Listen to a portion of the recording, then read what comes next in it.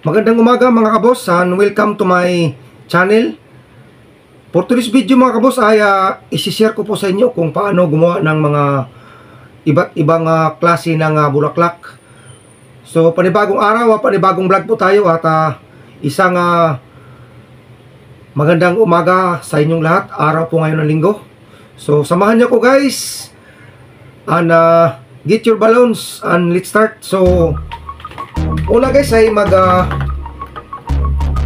iunat natin yung ating gagamitin na balloons. So gagamit tayo guys ng 260Q na long balloons. So first guys is inflate mga 5 to 6 fingers.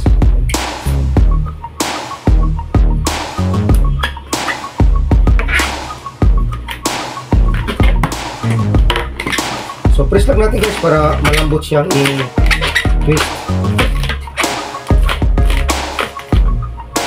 So una guys is 4 finger.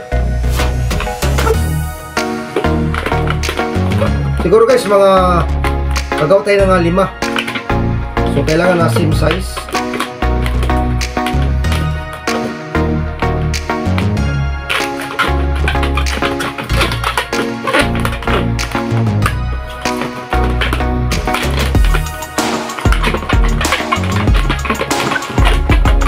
Tatlo.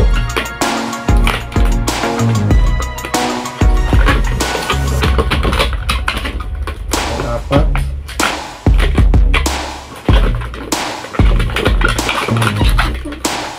So pagkatapos guys ibuhol natin ito rito yung ating pang-5.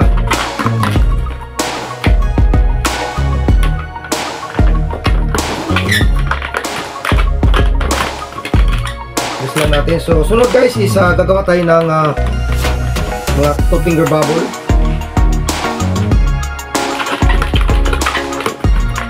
Ulit natin dito guys.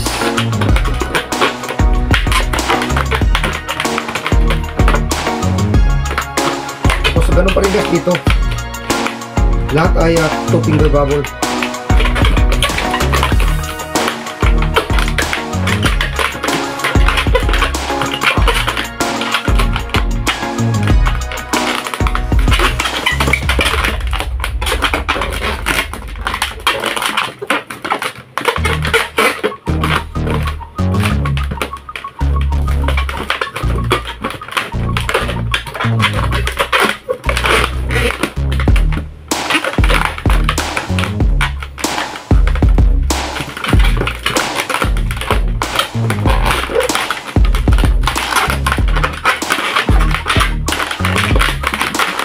So yan po yung guys yung kanyang magiging unang itsura. So ulitin lang natin guys yung ating ginawa kanina.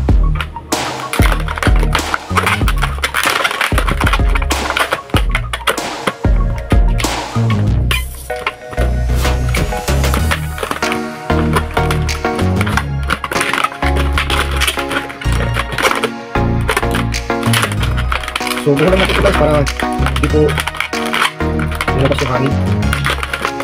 I-fix ko lang guys para magkaroon siya ng forma. Yan guys yung ating unang bulaklak. So next guys is gagawa tayo ng stem. So gagawa tayo guys ng 5 na pinch twist. Palit lang na mga 1.5 finger bubble.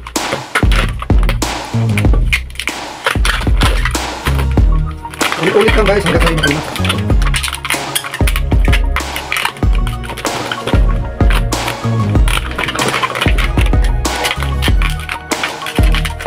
Sana lang.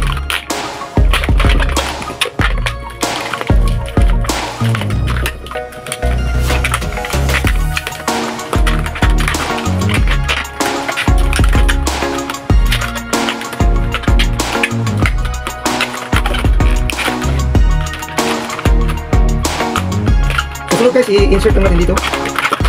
Pasok lang natin. Yan po siya guys, yung ating unang ginawang bulaklak. So next guys is ang akin naman gawin na isang rose. Una guys, gagawa tayo ng pinakakanyang stem. So flip the bubbles.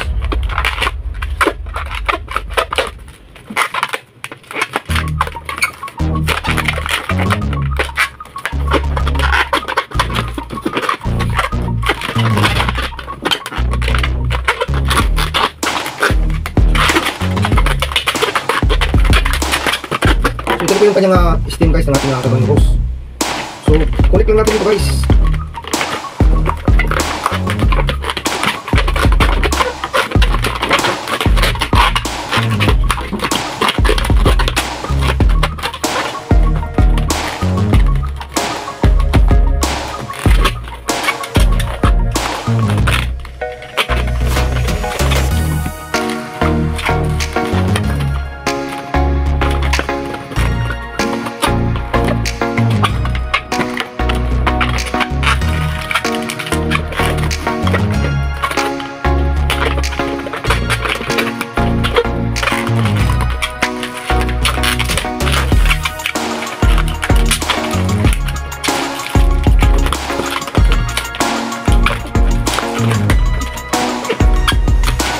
Guys, balik tayo sa baba.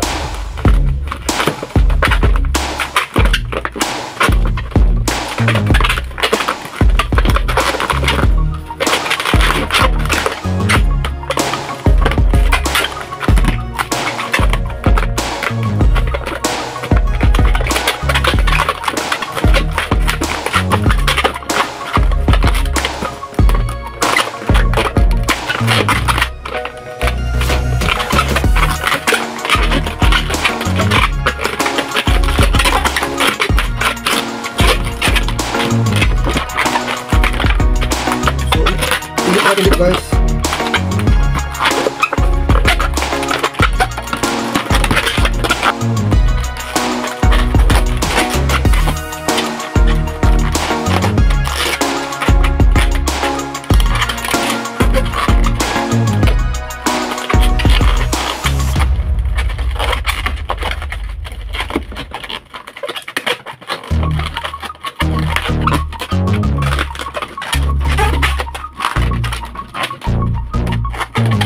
So ayan guys, ang ating roast design balloons. So next guys is para naman po sa tulip sa balloons. So 4, 5, 6 5 fingers. So sa twist. So sa isang twist guys.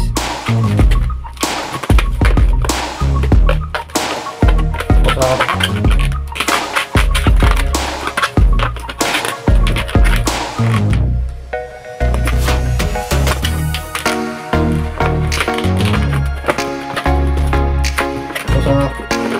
taas guys.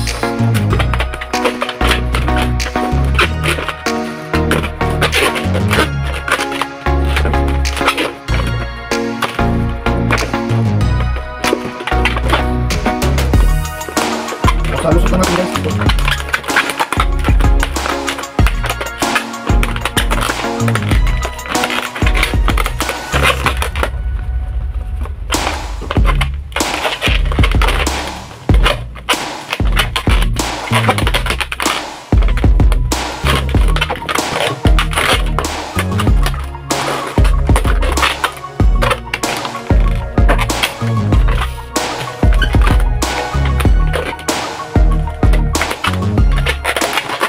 Guys,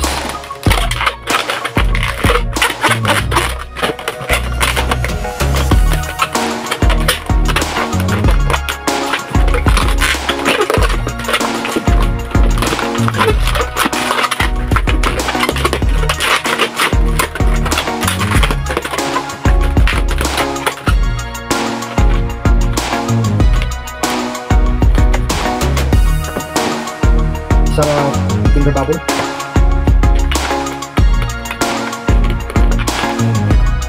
Loop, finger loop.